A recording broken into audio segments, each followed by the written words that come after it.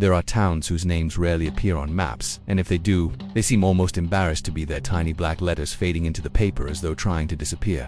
Valmora was one of them, a place where the wind never seemed to blow in the right direction, where the stones of the streets were slick with an inexplicable sheen, and where every shadow seemed a shade too deep. It was here, on an evening that should have been filled with harmless celebration, that the earth decided to open its mouth.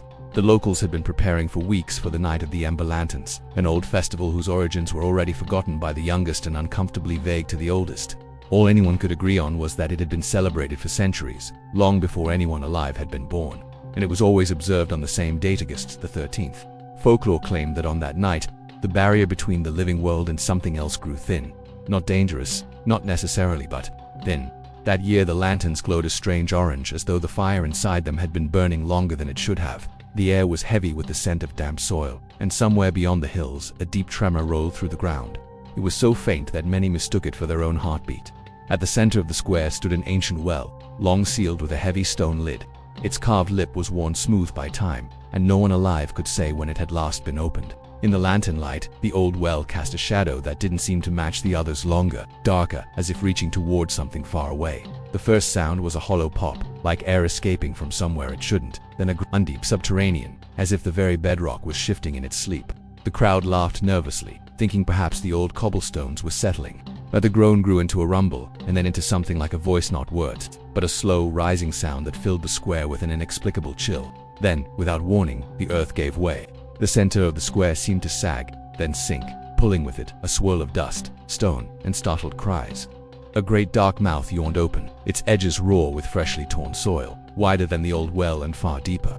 Lantern light trembled at the lip, spilling shadows into its impossible depth. No one could see the bottom. Some swore they felt heat rising from it. Others said the air was cold enough to burn. The festival halted, but no one moved closer. There was an unspoken rule and instinct older than speech that told them not to look too long, yet no one could turn away. In the confusion, one of the elders, a woman whose memory stretched back further than anyone's, began to murmur a date. Not the date of the festival, but another one. A date she claimed had been carved into a stone long ago. A date that matched this very night. She said it was not the first time the earth had opened here. Long ago, the villagers had sealed it shut, trapped whatever had been clawing at their world beneath a mountain of stone. But it would choose new victims, she croaked, her eyes wide and dark. It took only a moment for the implication to bloom in everyone's mind. This wasn't just an ancient well. It was a grave, and something was stirring within it, drawn up by the thinning veil and the flickering light of foolish paper lanterns. Before anyone could scramble out of the square, the air grew ice cold and a hand shot up from the darkness, its fingers tipped with cruel, glimmering claws. As it pulled itself free of the earth, a voice echoed in everyone's mind, ragged and hungry. The villagers stared in numb terror as the earth split further, spilling not more stone, but something altogether wrong. A creature wrenched from some nightmare vision, all angles and dripping teeth. It clawed its way up into the night, leaving the rest of its prison yawning open behind it. Then it turned, catching sight of the villagers and the lanterns in their hands. The creature snarled a sound like grinding bone, and charged. In that instant, everything the villagers had ever known about their town, about themselves, about the world, shattered and fell away. The lanterns tumbled from their grasp, spilling their orange fire onto the cobbles. Above them, the creature screamed, a sound of purest agony and maddest glee, as it drew its claws back to strike. And now, instead of a countdown, we'll begin with a little ditty. Because this story is spooky season adjacent, but it's not actually scary, not if you ask me, so let's get right into it. The old woman's voice was thin and cracked, yet it carried strangely well across the stunned square. Her name was Marenta, and she had lived in Valmora for 83 winters, though some whispered she counted them differently, marking years not by seasons but by openings. She spoke of the last one as though she had been there herself, though by the reckoning of calendars, it should have been impossible. She claimed the ground had swallowed a portion of the town exactly 111 years ago, on the same date, under the same orange light of the lanterns. There had been no photographs, only a handful of trembling sketches, all curiously inconsistent, some showing a simple pit, others depicting it as a perfect black circle, as though drawn by an unseen hand. What unsettled her most, she said, was not what vanished into it, but what had been heard from its depths, a faint, rhythmic sound, like distant drums, or a heartbeat that did not belong to anyone above ground. The townsfolk shuffled uneasily. Most had grown up with vague warnings about the festival. Stay near the lights. Don't wander to the edges of the square. Don't listen to voices you can't see. But those had always been delivered with a smile, softened by the knowledge that such things only happened in the old days. Now, with the earth itself parting before them, the rules no longer felt like stories, they felt like instructions. A younger man named Corin, one of those who never believed in anything older than himself, was the first to break the circle. He stepped forward, peering into the abyss, and called down as though expecting an echo. What returned was not an echo at all, but a kind of sigh, low and deliberate, as though the darkness had drawn breath in answer. Marenta's eyes found his, and for a moment her gaze was sharp, almost accusing. "It never forgets those who wander too near," she said softly, as though to herself.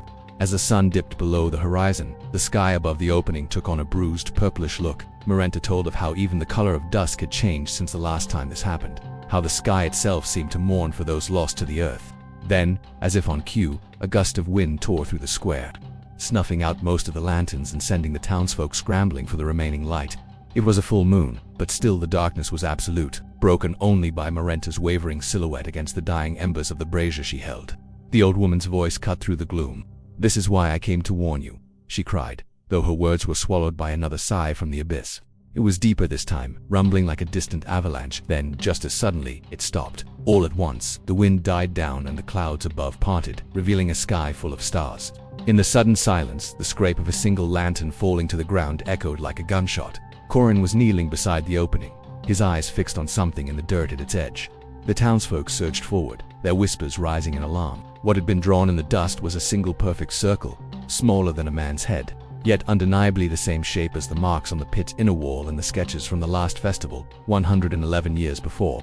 And at its center, as though pressed into the dust by a thumb, was a design that looked disturbingly like a fingerprint. Then from within the circle on the ground, the sound rose again, steady and strong like a heartbeat beneath the earth. Some stood mesmerized, their gazes locked on the circle. Others, like young Ilara, daughter of the baker, screamed and ran, stumbling blindly for the safety of the trees surrounding the square. One of the townsfolk cried out that someone should fill the circle with stones to block whatever was trying to climb out, but none dared touch it, not while the sound continued, growing steadily louder. It pounded in chests like a drum, throbbed in throats like a second heart. It seemed to swell, seeking purchase, clawing for air. The circle pulsed with an eerie light of its own, as though the earth had been trying to push something upwards, a sickness from the gut of the world. Then from the pit a hand emerged, pale and impossibly thin, like the claw of some great bird. It twitched and flexed, then vanished back into the earth, leaving behind only more dust and a silence so profound it seemed to swallow the stars. The wind snatched the lantern from my grasp and sent it spiraling down into the pit. For a moment, the flames were a fiery comet streaking through the inky blackness. Then nothing. The square was silent except for the sigh of the breeze, and suddenly it seemed very still, as if the world itself were holding its breath. Then the whispers started. It had been 2 nights since the sinkhole opened up in the middle of our little festival, swallowing the ground and a good portion of our main street along with it. By now, the pit had become more than a wound in the earth. It was a presence. The lanterns left from the festival still swayed, their light drawing strange shapes across the walls of the pit. The markings Marenta had spoken of were clearer now, though no one could agree on what they were. Some swore they resembled twisted branches. Others insisted they formed a repeating spiral, as if the earth itself had been etched with a careful, deliberate hand. It was around this time that the whispers began. Old stories resurfaced, the kind that never quite make it into written history, because they seemed too absurd, too shameful to record. They spoke of the feast below nights when the earliest settlers of Valmora had gathered not to give thanks, but to keep something appeased. According to the legend, a hollow beneath the town had demanded an offering once every 100 years, and the festival's bright lanterns were less a celebration than a distraction, or perhaps a lure. Corin, restless and unable to sleep, began to seek out these tales. He found them in fragments in the murmured recollections of elders who refused to meet his eyes, in a brittle ledger tucked in the back of a library, in a crumbling tapestry so faded that its original scene was almost invisible, yet the pattern was always the same. The ground opened. The town pretended to be surprised, and then, in the weeks that followed, certain names quietly faded from memory. When he asked Marenta about the missing names, she simply shook her head. The pit takes what it's owed. Best not to keep account. But her expression betrayed something of recognition, perhaps, or even guilt. Corin began to suspect that her knowledge was not the product of old rumors, but of something witnessed. Daylight had brought a heavy air of foreboding to Valmora. The animals grew restless, dogs circling the square and whining toward the hole, crows gathering in unusual numbers on the rooftops. The air carried an odd metallic tang, sharp and dry, though no storms were near. Late one night, Corin awoke to the sensation of his bed vibrating not violently, but steadily, like the pulse of a living thing. Drawn by a compulsion he could not explain, he left his home and walked to the square. There, at the edge of the sinkhole, he saw Marenta standing perfectly still, her back to him, her hands clasped as if in silent address. She did not turn when he approached, but he heard her voice not speaking to him, but downward, into the darkness. "You've waited long enough," she whispered. "It's almost time." In that moment, Corin felt something shift not on the ground, but in himself. A strange certainty settled over him, cold and immovable. He realized that this was not a random event, nor was it an accident of geology. The hole had opened on the festival night for a reason, and he was somehow part of it. In the days that followed, Valmora seemed to exist in a strange half-light, as if the sun no longer rose fully over the town. Even at midday, shadows stretched unnaturally long across the square, all pointing toward the sinkhole. The markings on its inner walls had multiplied, their shapes twisting subtly from day to day, as though something beneath the surface was still at work. No one admitted to watching them change, yet every morning the designs were different. Corin's dreams became restless, tangled things. He saw himself standing on the edge of the pit, holding a lantern that flickered with a flame the color of wet clay. Voices spoke from below, ever clear but persistent, like someone murmuring through a closed door. Sometimes the voices sounded familiar, and in those moments he felt a longing so sharp it bordered on pain. Other times the voices laughed and he woke with his hands clenched so tightly that his nails left crescents in his palms. One evening he confronted Marenta in her weathered kitchen, the smell of dried herbs and old wood heavy in the air. "What is it you're not telling me?" he asked, his voice low but urgent. She didn't answer at first, simply poured him a cup of bitter tea and sat across from him. The candle between them flickered strangely, bending toward the window even though it was closed. Finally she spoke. "Every opening called someone," she said. "It's not random, it's never random. The ground never forgets certain footsteps. Yours were marked before you were even born." She told him of a line of names, stretching back through generations, each one drawn to the edge when the pit appeared. Some returned, changed and hollow-eyed. Others did not return at all. Corin felt the air thicken as her words sank in. He remembered the old ledger in the library, the gaps where names should have been. He realized, with a slow, cold certainty, that one of those gaps belonged to his grandfather, a man no one in his family spoke of, whose photograph had been quietly removed from every album. That night, the earth trembled again, stronger than before. The walls of the pit seemed to ripple as though they were not solid stone, but something more pliable, something alive. From its depths rose a draft of air that smelled faintly of burning leaves and damp stone. And then came the sound, the slow, deliberate rhythm of what could only be described as breathing. By morning, the pit had widened. The cobblestones nearest its edge had tilted inward as though drawn toward its center. A small crowd gathered, but no one dared to cross the faint line of dust that now circled it, as though marking the boundary between their world and whatever lay beneath. Marenta found Corin standing there and placed a hand on his arm. Her grip was surprisingly strong. "It's almost the hour," she murmured. "When it calls, you'll know." Corin wanted to ask what would happen if he refused, but deep down, he already understood. The hole had not opened by chance, it had opened for him. A hush fell over the crowd as the ground trembled once more. This time, the motion was centered not in the pit itself, but directly beneath the archway formed by the crooked houses at its base.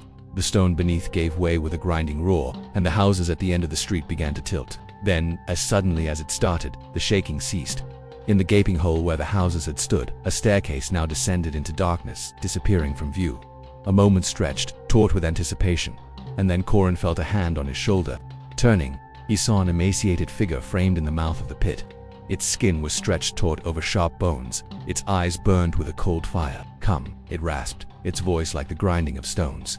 "The hour has come." Corin looked back at Marina, his mind a maelstrom of fear and dawning understanding. She only nodded, her face grim, and stepped aside. As Corin began to descend the stairs, the whispers started up again, slithering into his ears from the unseen depths. He hesitated, then reached out a hand as if to touch the darkness, and then he was falling, tumbling through endless black, his scream swallowed by the hungry earth. The last thing he saw, before the darkness consumed him, was the pit that had opened for him. The appointed night arrived without ceremony. No lanterns were lit this time, no music played in the square. The town seemed to be holding its breath. Every shutter closed, every door barred from the inside. Yet Corin knew that behind those walls, people were listening, waiting to hear what would happen.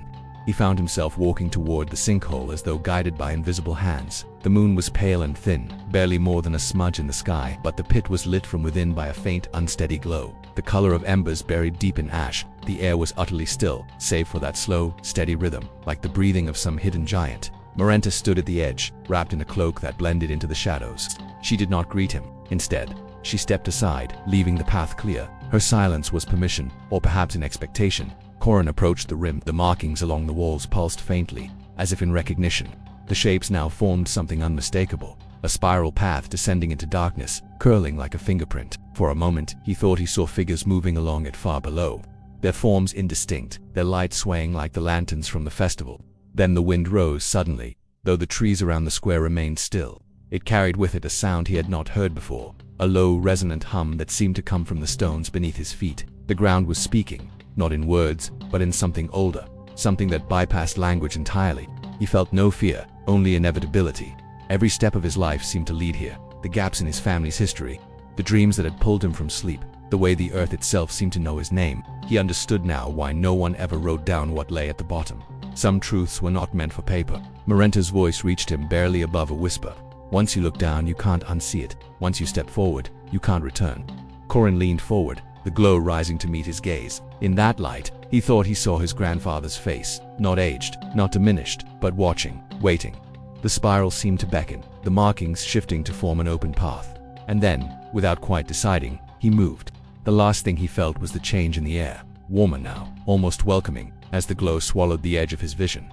Behind him, the square was silent. In the morning, the pit would be gone, replaced by smooth, undisturbed stone, as if it had never been there at all. His name would quietly fade from conversations.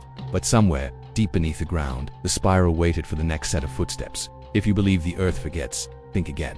Stories live in the spaces between mountains and rivers, in the hush of twilight and the boom of a waterfall. They're all around us if we know where to look and listen.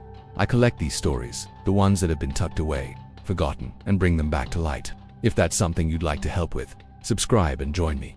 Together we can keep these stories alive and ensure they're never forgotten.